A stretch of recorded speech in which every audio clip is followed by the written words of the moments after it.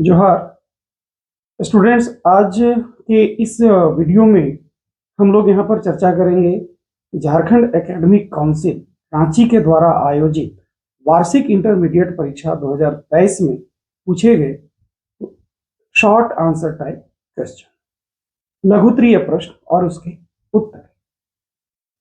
Students, आपको यह जानना जरूरी है कि 2023 में जो परीक्षा हुई थी उसमें लघुत्तरीय प्रश्नों की संख्या 7 थी और उसमें से कोई भी 5 प्रश्नों के उत्तर आपको लिखने थे। तो आइए चर्चा प्रारंभ करते हैं लघुत्तरीय प्रश्न और उसके उत्तर। पहला प्रश्न था, मांग के नियम से आप क्या समझते हैं? इसका उत्तर, मांग का नियम वस्तु की मांग और वस्तु की कीमत के बीच के संबंध की व्याख्या करता है। इस नियम के अनुसार अन्य बातें समान रहने पर किसी वस्तु की मांग मात्रा और उसकी कीमत के बीच विपरीत संबंध होता है। अर्थात किसी वस्तु की कीमत में कमी होने से उसकी मांग मात्रा में वृद्धि होती है तथा कीमत में वृद्धि होने से उसकी मांग मात्रा कम हो जाती है। यहाँ पर आप मांग तालिका देख रहे हैं। इस मांग तालिका में आप देख रहे हैं कि वस्तु की कीमत में वृद्धि हो रही है और मांग मात्रा में कमी हो रही है। यहाँ पर आप एक ग्राफ भी देख रहे हैं। इस ग्राफ में आप देख रहे हैं कि एक्स अक्ष पर हॉरिजॉन्टल एक्सिस पे मांग मात्रा को दर्शाया गया है और वर्टिकल एक्सिस पे कीमत को दर्शाया गया है। ए बी मांग वक्र है जिसकी ढाल ऋणात्मक है। अर्थात जब वस्तु की कीमत में कमी होगी तो वस्तु की मांग मात्रा बढ़ जाएगी और जब वस्तु की कीमत में वृद्धि होगी तो उसकी मांग मात्रा घट जाएगी। दूसरा प्रश्न है, अल्पकालीन और दीर्घकालीन उत्पादन फलन में अंतर स्पष्ट कीजिए। अल्पकालीन उत्पादन फलन अन्य साधनों के स्थिर रखते हुए उत्पादन की मात्रा और परिवर्ती साधन के बीच के संबंध को अल्पकालीन उत्पादन फलन कहा जाता है। कहने का तात्पर्य यह है कि जब हम अन्य साधनों को स्थिर रखते हुए किसी परिवर्ती साधन की मात्रा में वृद्धि करते हैं तो उसका प्रभाव उत्पादन के स्तर पर क्या पड़ता है, इसका अध्ययन ही अल्पकालीन उत्पादन फलन कहलाता है। जैसे दो साधनों श्रम और पूंजी के लिए उत्पादन फलन का गणितीय रूप होता है Q बराबर फंक्शन ऑफ L के। अब चूंकि अल्पकाल में पूंजी की मात्रा में परिवर्तन करना संभव नहीं होता है, अतः श्रम परिवर्ती साधन के लिए उत्पादन फलन का गणितीय रूप होगा Q बराबर फंक्शन ऑफ L। अल्पकालीन उत्पादन फलन की व्याख्या परिवर्ती अनुपातों के नियम से होता है। दीर्घकालीन उत्पादन फलन सभी साधनों में परिवर्तन करने से उत्पादन के स्तर में होने वाले परिवर्तन का अध्ययन करता है। दो साधनों श्रम और पूंजी के लिए दीर्घकालीन उत्पादन फलन का गणितीय रूप होगा Q बराबर फंक्शन ऑफ L के, जहां पर श्रम और पूंजी दोनों परिवर्ती साधन हैं।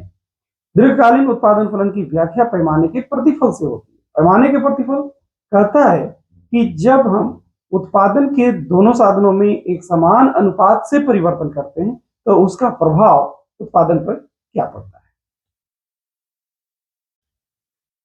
तीसरा प्रश्न है, पूर्ण प्रतियोगिता बाजार की किन्हीं 3 विशेषताओं को लिखिए। तो पूर्ण प्रतियोगिता बाजार की 3 विशेषताएं हैं। क्रेताओं एवं विक्रेताओं की बड़ी संख्या। बाजार में क्रेताओं एवं विक्रेताओं की बड़ी संख्या में उपलब्धता यह इंगित करती है कि कोई एकल क्रेता या विक्रेता अपने व्यवहार से बाजार को प्रभावित नहीं कर सकता। दूसरी विशेषताएं हैं समरूप वस्तुएं। बाजार में सभी फर्मों के द्वारा उत्पादित वस्तुएं समरूप होती, अर्थात वे तकनीकी रूप से एक समान होती है। तकनीकी रूप से एक समान होने का मतलब यह है कि वस्तुओं की पैकिंग, वस्तुओं का वजन, वस्तुओं की गुणवत्ता सभी एक समान होती है और फर्मों के द्वारा बेचने का तरीका भी समान होता है। तीसरी विशेषता है इसकी प्रवेश और बहिर्गमन की पूर्ण स्वतंत्रता। पूर्ण प्रतियोगिता बाजार में फर्मों के प्रवेश और उनके बहिर्गमन पर कोई प्रतिबंध नहीं होता है, वे पूर्ण स्वतंत्र होते हैं। चौथा प्रश्न था, सकल घरेलू उत्पाद जीडीपी ग्रॉस डोमेस्टिक प्रोडक्ट तथा सकल राष्ट्रीय उत्पाद ग्रॉस नेशनल प्रोडक्ट में अंतर स्पष्ट कीजिए।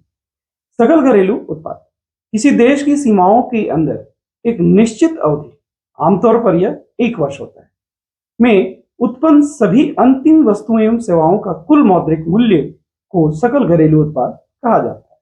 यहाँ पर मुख्य बिंदु क्या है? मुख्य बिंदु है केवल देश के अंदर का उत्पादन गिना जाता है। यहाँ पर देश की सीमा के अंदर जो उत्पादित वस्तुएं हैं बस उन्हीं को ही काउंट किया जाता है। जैसे उदाहरण के लिए भारत में कार्यरत विदेशी कंपनियों का उत्पादन भारत के जीडीपी में शामिल होगा। जैसे भारत में चल रही जापानी कंपनी जैसे टोयोटा का उत्पादन भारत के जीडीपी में शामिल होगा। दूसरा है सकल राष्ट्रीय उत्पाद, क्योंकि सकल राष्ट्रीय उत्पाद किसी देश के नागरिकों के द्वारा एक निश्चित अवधि, आमतौर पर 1 वर्ष में उत्पादित सभी अंतिम वस्तुओं और सेवाओं का कुल मौद्रिक मूल्य सकल राष्ट्रीय उत्पाद कहलाता है। इसे जीडीपी में विदेशों से प्राप्त शुद्ध साधन आय को जोड़कर प्राप्त किया जाता है। कहने का मतलब यह है कि अगर भारत के साधन विदेशों में काम कर रहे हैं तो उनकी आय को हम भारत के जीएनपी में शामिल करेंगे। लेकिन अगर कोई विदेशी साधन भारत में काम कर रहा है और वो भारत में आय प्राप्त कर रहा है तो उसको भारत के जीएनपी से हम माइनस करेंगे। तो जीएनपी बराबर होगा जीडीपी प्लस एनएफआईए, जहां एनएफआईए होता है विदेशों से प्राप्त शुद्ध साधन आय। तो जीएनपी के लिए मुख्य बिंदु जो है वह है विदेश में कार्यरत भारतीय साधनों के द्वारा अर्जित आय को भारत के राष्ट्रीय उत्पाद में शामिल किया जाता है और भारत में कार्यरत विदेशी साधनों की अर्जित आय को भारत के राष्ट्रीय उत्पाद में से हटाया जाता है। पांचवा प्रश्न है कि मुद्रा विनिमय का माध्यम है, स्पष्ट कीजिए। मुद्रा विनिमय का माध्यम है, इस कथन से तात्पर्य है कि वस्तुओं एवं सेवाओं के लेन देन में मुद्रा का प्रयोग होता है। जैसे आप कोई वस्तु खरीदना चाहते हैं तो विक्रेता को वस्तु का मौद्रिक मूल्य देते हैं, बदले में वह आपको वस्तु देता है। इस प्रकार मुद्रा के माध्यम से खरीदने वाला और बेचने वाला, मतलब क्रेता और विक्रेता दोनों संतुष्ट होते हैं। बेचने वाले को उस वस्तु का मूल्य मिलता है, उस वस्तु की कीमत मिल जाती है और खरीदने वाले को आवश्यक वस्तु मिल जाती है। अतः कहा जा सकता है कि मुद्रा वह साधन है जो लेन देन को सरल, तेज और सुविधाजनक बनाती है। इस प्रकार मुद्रा से विनिमय करने से समय की बचत होती है और व्यापारिक गतिविधियां आसान होती है। छठा प्रश्न है प्रभावी मांग से आप क्या समझते हैं? उत्तर, केन्स के रोजगार सिद्धांत में यह आय, उत्पादन एवं रोजगार के स्तर के निर्धारण का एक प्रमुख यंत्र है। समग्र मांग का निर्धारण उस बिंदु पर होता है जहां समग्र मांग और समग्र पूर्ति आपस में बराबर होते हैं तथा अर्थव्यवस्था अल्पकाल में संतुलन में होती है। यह संतुलन अर्थव्यवस्था में अपूर्ण रोजगार संतुलन को व्यक्त करता है। कहने का मतलब यह है कि यह जो संतुलन है सिर्फ यह व्यक्त करता है कि इस बिंदु पर एग्रीगेट डिमांड और एग्रीगेट सप्लाई बराबर है, अर्थात प्रभावी मांग बराबर समग्र मांग बराबर समग्र पूर्ति। तो यहां पर आप रेखा चित्र देख रहे हैं। इस रेखा चित्र में हॉरिजॉन्टल एक्सिस पे आय एवं रोजगार को व्यक्त किया गया है और वर्टिकल एक्सिस पे उदग्र अक्ष पर समग्र मांग एवं समग्र पूर्ति को। एडी समग्र मांग वक्र है, एएस समग्र पूर्ति वक्र है और दोनों का कटान बिंदु है ईडी कहलाएगा, अर्थात प्रभावपूर्ण मांग, इफेक्टिव डिमांड कहलाएगा। सातवां प्रश्न है सरकारी बजट के उद्देश्यों को लिखिए। सरकारी बजट के निम्नलिखित उद्देश्य हैं। साधनों का पुनः आवंटन, बाजार अर्थव्यवस्था के द्वारा सामाजिक एवं आर्थिक उद्देश्यों की प्राप्ति में विफलता की स्थिति में सरकार बजट के माध्यम से साधनों को पुनः आवंटन इस प्रकार करती है ताकि इन उद्देश्यों की पूर्ति हो सके। इसका दूसरा उद्देश्य है आय एवं संपत्ति का वितरण। समाज में फैली आय एवं संपत्ति के वितरण में असमानता को दूर करना सरकार की जवाबदेही होती है और सरकार बजट के माध्यम से समाज में आय एवं संपत्ति का न्यायपूर्ण वितरण करने का प्रयास करती है। इसका तीसरा उद्देश्य है आर्थिक स्थायित्व। अर्थव्यवस्था में आर्थिक उथल पुथल को दूर करने का प्रयास सरकार की जिम्मेदारी होती है। क्यों? क्योंकि जब अर्थव्यवस्था में आर्थिक उथल पुथल होता है, अर्थात अर्थव्यवस्था में कभी तेजी आती है, कभी मंदी उत्पन्न होता है, तो इससे देश का आर्थिक विकास प्रभावित होता है। इसलिए अर्थाई इसलिए आर्थिक उथल पुथल को दूर करना बहुत जरूरी है, ताकि अर्थव्यवस्था में आर्थिक स्थायित्व बनी रहे। और यह सरकार बजट के माध्यम से करती है। चौथा उद्देश्य है सार्वजनिक उपक्रमों का प्रबंधन।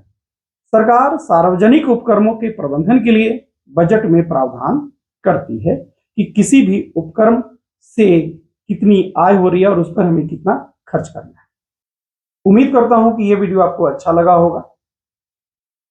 अगर आपको यह वीडियो अच्छा लगा तो आप इसे लाइक करें और इस वीडियो को अधिक से अधिक लोगों तक शेयर करें, ताकि अधिक से अधिक विद्यार्थी इसका लाभ उठा सकें।